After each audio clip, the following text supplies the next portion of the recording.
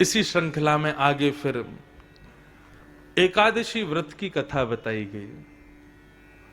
ठाकुर जी की प्राप्ति का, ठाकुर जी की प्रसन्नता का एक व्रत का नियम बताया गया, वो है एकादशी। एकादशी क्या है बंधुओं? 10 इंद्रियां और 11वां मन, इन 11 की पवित्रता जिस व्रत को करने से हो उसका नाम है एकादशी। आंख, नाक, जीव, कान, त्वचा, हाथ, पैर, गुप्त इंद्रिय और मुख, 10 इंद्रियां और 11वां मन, ये जिस व्रत को करने से ठाकुर जी के अग्रसित हो जाते हैं, ठाकुर जी के अनुगामी हो जाते हैं और पवित्र हो जाते हैं, उस व्रत का नाम है एकादशी। वैष्णवों की 3 निष्ठाएं होती हैं, बहुत ध्यान से सुनना। एक प्रकार से कह दूं तो 3 पहचान होती हैं। वैष्णव की पहली पहचान है नाम निष्ठा, नाम में निष्ठा, ठाकुर जी का नाम गाना, नाम जपना। वैष्णव की दूसरी निष्ठा होती है तुलसी निष्ठा और तिलक निष्ठा। गले में कंठी माला पहनना और माथे पर उर्धपुंड तिलक या फिर कुछ लगाना। जो लोग, अब देखो देवास के लोग संकल्प ले लेना, सूना माथा कभी नहीं रहना चाहिए। माताएं तो बिंदी लगाती ही हैं, सिंदूर लगाती ही हैं, लेकिन भाई लोगों को भी चाहिए अपने माथे पर तिलक जरूर लगाया करें। सूना माथा रखने से तो क्या होगा ये तो बाद में सुनना, लेकिन अगर मैं कथा कर रहा हूं, कथा करके निकल रहा हूं और सामने से सूने माथे वाला व्यक्ति अगर आ जाए तो उसके सूने माथे के मुखारविंद को देखते ही मेरा आधा तप उसी समय खत्म हो जाएगा। ये ताली बजाने वाली बात ही नहीं है, ये तो करने योग्य बात है। हमारे शहर में, हमारे यहां कितने संत आते हैं, कितने वैष्णव जन आते हैं, और हम बिना माथे पर तिलक लगाए उनको जाके प्रणाम कर लेते हैं, तो हमारा मुख देखते ही उनकी आधी तपस्या खत्म हो जाती है, आधा बल खत्म हो जाता है, आधा नाम जप खत्म हो जाता है। तो सोचो, हमारे सूने माथे रखने से सामने वाले का भजन बल खत्म होता है, हमारी क्या गति होती होगी। ये मस्तिष्क, विवेक का निवास यहां पर, सरस्वती का निवास यहां पर, आपके जीवन के हर निर्णयों का निवास यहां पर है।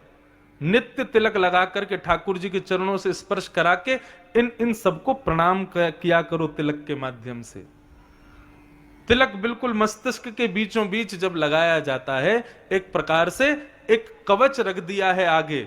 अब मति हमारी जो है वो इसके संरक्षण में है, अब कोई गलत निर्णय हमारी बुद्धि नहीं लेगी, क्योंकि ठाकुर जी के चरणों का तिलक यहां पर लगा है। सूना माथा देखने वाले व्यक्ति का मैं शब्द नहीं बोल सकता क्या लिखा है, वो वह देखने के समान है, सूने माथे वाले व्यक्ति को देखना। मैं नहीं रह सकता। और अब स्थिति हो गई है तिलक लगा लगा के, अब मैं बिना तिलक के रहता हूं ना, तो मेरा चेहरा ही बिल्कुल ऐसा लगता है अजीब। मुझे खुद तिलक जरूर लगाना चाहिए, कोई ना कोई दैवी चिन्ह माथे पर। माथा सूना नहीं होना चाहिए, ना माताओं का ना भाइयों का। प्रणालियों में तो लिखा है 12 अंगुल का तिलक होना चाहिए, 12 उंगली, मतलब यहां से गिनना शुरू करोगे तो 12 उंगलियां ही बैठेंगी यहां तक।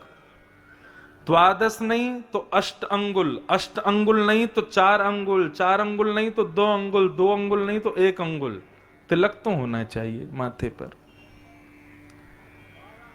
और इसका व्यवहारिक भाव यह है कि जब हम तिलक लगा करके चलते हैं ना, फ्लाइट में जाओ, ट्रेन में जाओ, बस में जाओ, ऑफिस में जाओ, पार्टी में जाओ, शादी में जाओ, तिलक लगा के जाओ। सामने वाला व्यक्ति जब आपके माथे पर उर्धपुंड को देखेगा ना, उसको देखते ही उसके हृदय में आएगा ये जरूर कोई वैष्णव है, जरूर कोई भक्त है, ठाकुर जी को प्रणाम करके आ रहा है, या तो मंदिर से आ रहा है, कुछ भी भाव रखे। आपके तिलक लगाने से देखने वालों के हृदय में भगवान अपने आप प्रकट हो जाएंगे। ये तिलक की महिमा है। इसलिए बिना तिलक के माथा कभी नहीं रहना चाहिए। आज से देवास वाले संकल्प कर लो, ये वैष्णव चिन्ह अपने माथे पर नित्य रखा करो, तिलक लगाओ। तो वैष्णवों की 3 निष्ठा, पहली नाम निष्ठा, दूसरी तिलक तुलसी निष्ठा, और तीसरी एकादशी निष्ठा। ये वैष्णवों की 3 पहचान है। जो वैष्णव या तो तीनों करे, या इनमें से कोई 2 करे, या फिर इनमें से कोई एक करे, वो वैष्णव है। लेकिन पूर्ण वैष्णव की ये 3 पहचान है। इसलिए इन पहचानों को जीवन में लाओ, तभी आप वैष्णव। वैष्णव का मतलब क्या होता है? वैष्णव का मतलब विष्णु का, भगवान का, श्रीनाथ का, कृष्ण का, वो है वैष्णव।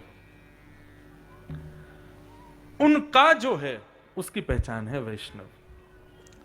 तो जैसे स्कूल में बिना आईडी कार्ड पहने चले जाओ तो टीचर बहुत डांटते थे, ऐसे ही वैष्णव हो तो अपने आईडी कार्ड पहना करो, तिलक लगाया करो, गले में कंठी माला पहना करो, एकादशी किया करो।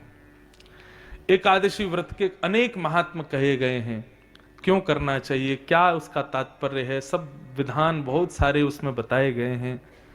लेकिन एक सीधी बात मैं अपनी कथाओं में अधिकतर कहा करता हूं कि एकादशी हम वैष्णवों की करवा चौथ है।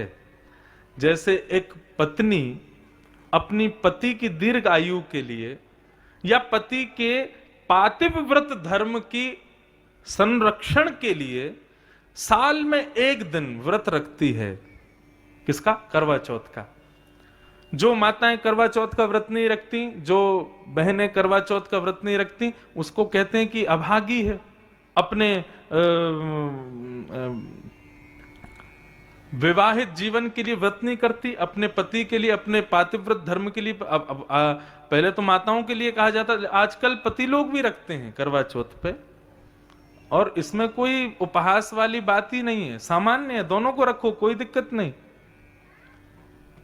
अहोई अष्टमी आती है, उस दिन माताएं अपने बेटों के लिए व्रत रखती हैं।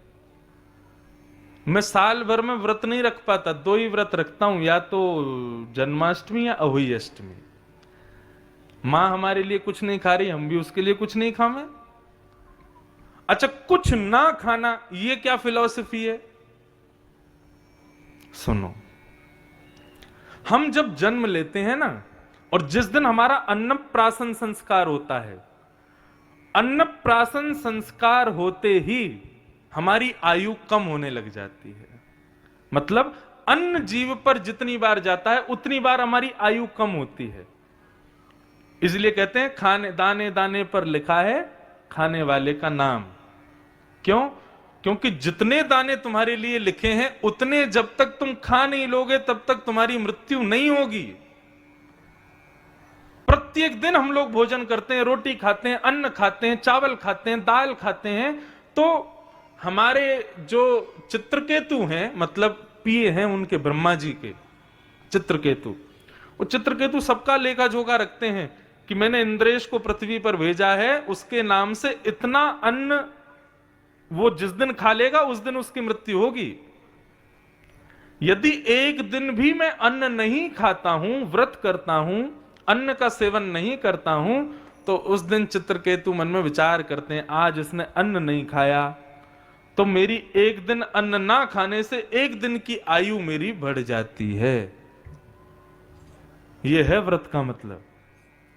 माताएं बहनें जो उस पर करवा चौथ पे व्रत करती हैं, एक दिन अन्न नहीं खाती और फिर रात को पति को देख करके जल पी लेती हैं, अन्न खा लेती हैं, पति को केवल एक दिन की आयु मिलती है, पत्नी की एक दिन का जीवन मिल जाता है उसको। ठीक वैसे ही ठाकुर जी को अपना सर्वस्व न्यौछावर करो, और सबसे ज्यादा बहुमूल्य हमारा है जीवन, हमारा एक दिन।